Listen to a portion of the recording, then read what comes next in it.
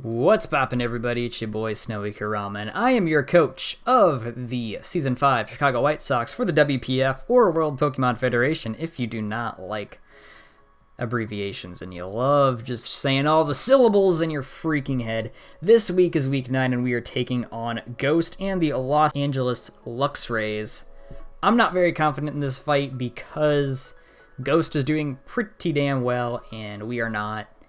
But we're actually just in this for the fun now. Our Week 8 loss against Rucker, our narrow loss, kind of just kicked us out of the playoffs if we even had a chance at that point. So there's nothing wrong with being here for fun. That's how it was at the beginning. That's how it was going to be this whole season, and it's just fine. We're here for Mons.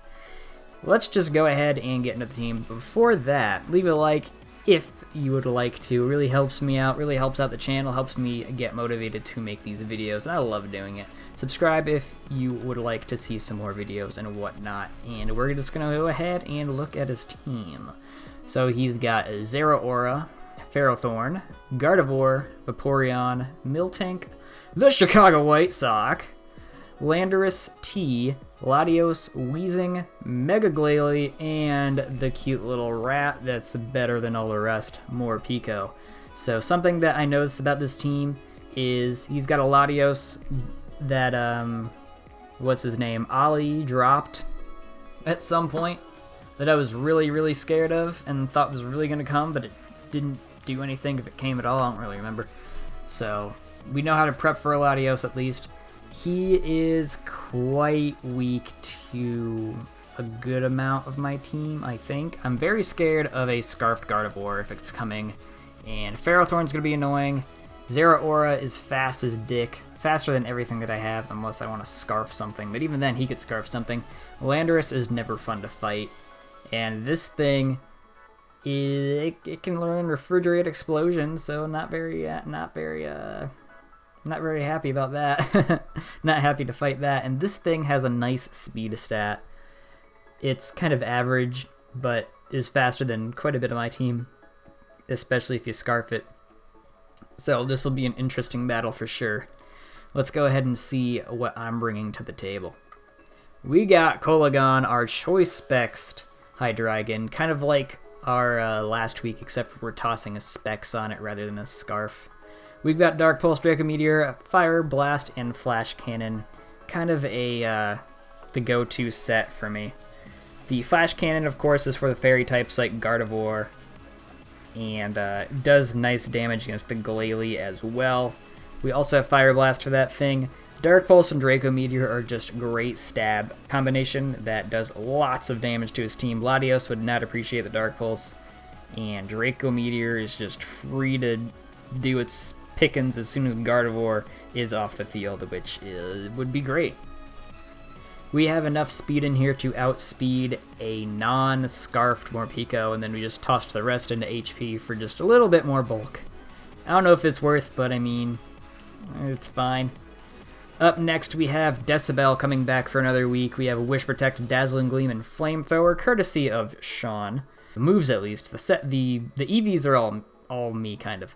Wish Protect is great because we can go ahead and wish up our team members as well as ourselves, and Dazzling Gleam and Flamethrower is two move combinations that are pretty good against his team, plus Fairy and Fire is kind of a low-key, really nice type coverage option, just like Bolt Beam. So that's going to be great. Ferrothorn would not appreciate the Fire move, and neither would Glalie. And then we have Stab, Fairy type, get Dazzling Gleam. Kind of sucks this thing doesn't get Moonblast, but you have to nerf Audino somehow. So it's fine. Latios doesn't like that, and neither does... I think that's the only Fairy weakness, really. But that's neither here nor there because this thing's stats make it take a dick ton of moves. We have max HP so that we can go ahead and just take everything that he would want to do to us even better. And then we have Spadef, mostly because a lot of his team is Spadef. Zeraora could be special, but it's mostly seen physical, at least I think so. Gardevoir's special. We could take lots from Vaporeon as well as Latios. And we have a slight bit of defense so that we can take on hits from Zeraora on the physical side, as well as Landorus, and more Pico, and Glalie as well. This thing's going to be doing great things, I'm sure. Up next, we have a new set for our Melmetal. We are Assault Vest this time, Double Iron Bash, Earthquake, Ice Punch, and Superpower. We have Max Attack and Max Speed, so that we can take advantage of the Assault Vest with the rest of it in HP, since we don't really need to care about rocks too much since we're Steel type. Double Iron Bash is, of course, a requirement on Melmetal, as it's Stab, Iron Fist boosted, and hits twice, so it does a lot of damage. Gardevoir hates it, as well as a lot of his team, like Glalie, and it just does lots of damage considering that we are a 252 attack variant, which is something that we usually don't run, so it might come as a surprise when we do. Lots more damage than just chipping the rest of like your 60% something.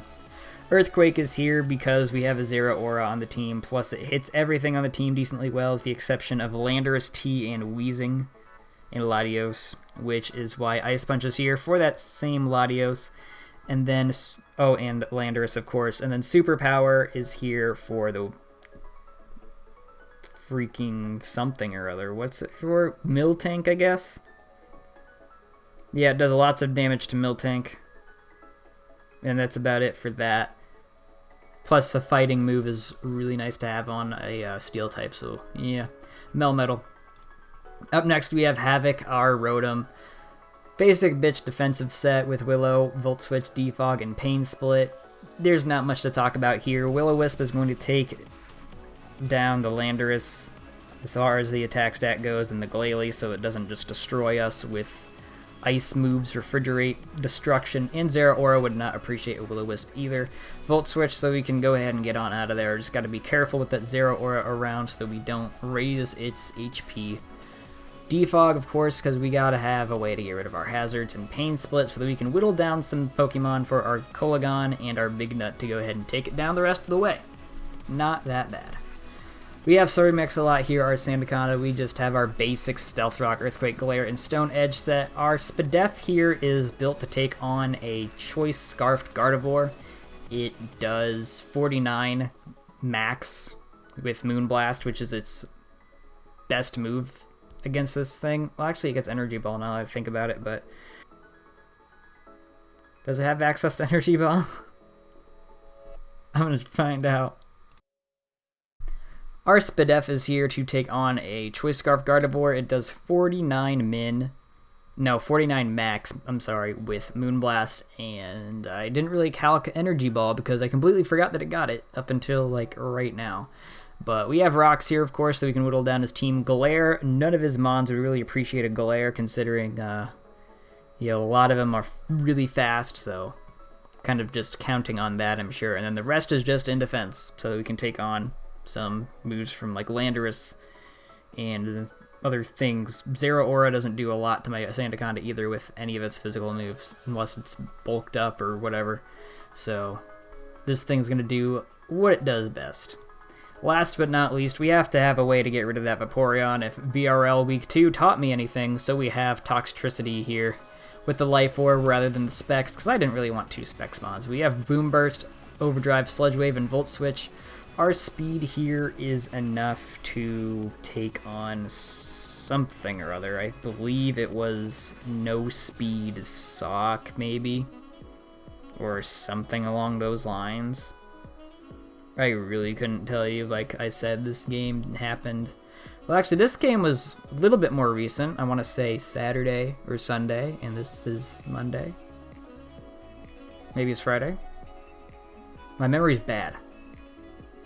Anyway, this speed is here to take on something on min speed. I know that for a fact, because max speed, it would be slower. So, there's that. Boom Burst is going to do lots of damage to everything that he's got, with the exception of Ferrothorn. But we have Overdrive, that is good stab, as well as Sludge Wave, and then Volt Switch so we can get on out of there. That is the team. Let's go ahead and get on to the fight.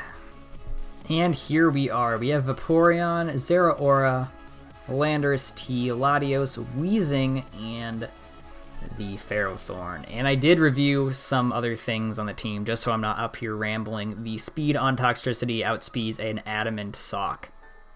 which you can see is not here, which I thought would have been a great idea considering I have a Hydreigon and a Melmetal.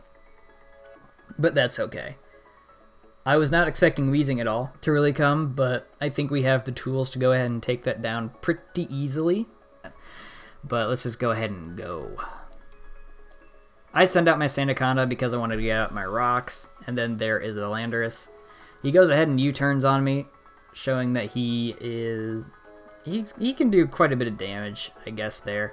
But I go ahead and get up on my rocks because why the hell not? On the Ferrothorn.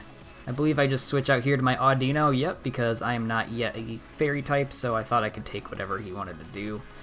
And I didn't expect him to use Curse. Curse is very, very interesting, because, you know, you expect this thing to really set up the rocks and the spikes, probably knock off maybe Body Press or some Stab, maybe even Leech Seed, so Curse isn't really the first thing that comes to my mind when Ferrothorn comes out, which, you know, it's pretty cool. I go ahead and Mega Evolve, and I believe, yep, I get off a Flamethrower, which does a little bit more than half, which is dope. He subs up here, which is kind of a waste of HP, in my opinion, but that's okay. Body Press does not shit to me because I am a Mega Audino. I believe I just Flamethrower into the slot, so we see that the Vaporeon, I believe, has some Spadef in it, as opposed to the other Vaporeon we fought, but that's okay because we send out our Toxtricity here.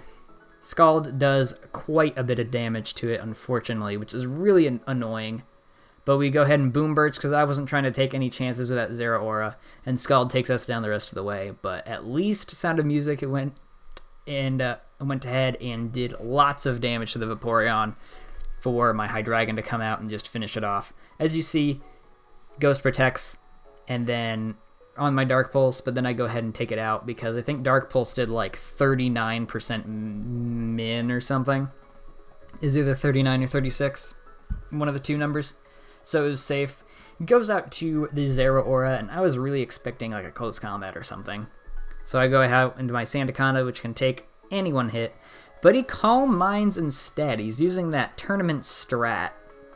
I don't remember which tournament it was, but I remember seeing a Calm Mind Zeraora on Blunder's channel. He did a tournament coverage, and there was a Calm Mind Zeraora, so I was expecting Thunderbolt, Grass, Knot, and Focus Blast along with it. After seeing that, it's a really cool set. Goes out to Ferrothorn anyway. I believe I just Earthquaked here because I didn't, you know, it's the freaking Zeraora. It would be nice if it was gone and my rocks were already up. So then he goes out into Ferrothorn. It dies. That was great. And then he goes out to Latios here. I go out to my Mega Audino because that's exactly why this thing is here. He goes for Dragon Dance. I'll give you one thing, Ghost. You are bringing a dick ton of awesome sets. Calm Mind Zeraora, Dragon Dance Physical Latios, Curse Ferrothorn, lots and lots of things that I wasn't expecting, and it was really cool. Really, really cool. Very scary too. Zen Headbutt here does some damage, but he does not get off the flinch so that we can wish up, which is nice. Earthquake does nothing to us as well, so we can just freely Dazzling Gleam and wish and get up our HP, which is really cool for me. Zen Headbutts, again, you just really see my Audino here just 1v1ing this Latios. I pretty much know for a fact that this thing can take 1 or 2 hits before having to use Protect with Wish, so whittling down this Latios, not a very big issue at all. So that's a dead Latios. Goes out into the Landorus. At this point, we are 5-3. We're looking pretty nice, but as my last 2 videos can tell you, this is exactly where we choke. Usually. So Landorus comes out. I go out to Rotom expecting an Earthquake or a Stealth Rock or something. He goes ahead and U-turns out into his Zeraora. I want to say I Willowed here? Nope, I just go out to the Sandaconda because Sandaconda I know is Spadef, and his specially attacking Zeraora isn't going to do a lot to me, and I can just Earthquake him back. So Sandaconda's out here again. Earthquake does quite a bit of damage, but I get off the Glare, so now in case it's Scarfed, it's not going to be doing a lot of damage to me anyway. He goes out into his Weezing, which is neutralizing gas, which I thought was very interesting, because I used Stone Edge just in case he went out to Weezing, because that thing's usually Levitate. but neutralizing gas is very interesting. It's really good because all the abilities on my Pokemon are all really nice abilities. You know, Iron Fist boosts my fisting attacks, I guess. Weird to say. Levitate is nice on these guys. Sandaconda really loves its Shed Skin. The only ability that kind of sucks is Audino's Healer, but, you know, it's not going to stay in against a Weezing for very long. So Stone Edge does some damage, kind of solidifying the fact that it's physical. I went out into Kolagon because I just kind of wanted to do some... I don't know why. I think I was fearing the Will-O-Wisp because my Shed Skin wouldn't be popping off with the neutralizing gas. And my Hydreigon doesn't give a crap about Will-O-Wisp. I think that was the thought process. But he goes out to Landorus, which we can easily just outspeed and try to flinch down. But 64% does it to him. Goes out to Zeraora. I go out to Sandaconda to take up the hits. Aura Sphere does quite a bit of damage, but that's okay because we still have enough HP. Hidden Power Ice is there. I didn't expect that. That was a big old misplay. For some reason I forgot that electric types cannot be paralyzed. That's a big dum-dum on my part. I thought the game was over right then and there because that's usually how it goes for me. That is something to remember. My thought process there was Glare can work against ground types, so it should be able to paralyze anything, but nope. I could have Earthquaked there, and Sandaconda could have gotten 2 kills potentially, but nope. Hidden Power goes ahead and takes out my Sandaconda, but that's okay, because big ol' Melmetal comes in. The Weezing comes in, and our Earthquake not gets rid of it, oops, but you know. Flamethrower is not going to do a lot to us. Burn would have been nice for him, but we end up taking it out the rest of the way with the Earthquake, and then Earthquake the Zeraora to go ahead and finish off the game. We win Week 9, 4-0. Great game to Ghost. Turns out that he was really tilted from a league battle he did beforehand, and I know from experience that that's not very fun to go ahead and play a game like right after that. So that really sucks, and it also kind of sucks because I think he has a record where he's not exactly clinched for playoffs since it's so far late in the league that you have to worry about that if you're that far up. So better luck to him in Week 10. I think he can pull it out. But we are now 4-5, which is pretty cool, I think. We are winning a good half of our battles mostly. Not really doing too bad on most of them, but our last opponent in the league is a Muffin Knight, and got to do some prep for that. Very excited to play our last league game, and yeah, that's really it. My team did all the damage that it was supposed to do. It's kind of unfortunate that my Sandaconda had a failure trainer on its side, and that my Toxtricity couldn't get rid of the Vaporeon as well as I was hoping, but, you know, Kolagon kind of did the rest of the job, which is great. And Rotom didn't die for once, so, you know, victories here all around.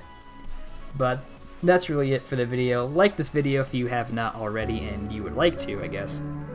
Subscribe if you are new to the channel and want some more Snowy Kurama goodness. We got WPF on the way. Tickle that bell so you know when I'm uploading, and with all that being said and more, this has been your boy, Snowy Kurama. See you in the next video. Goodbye.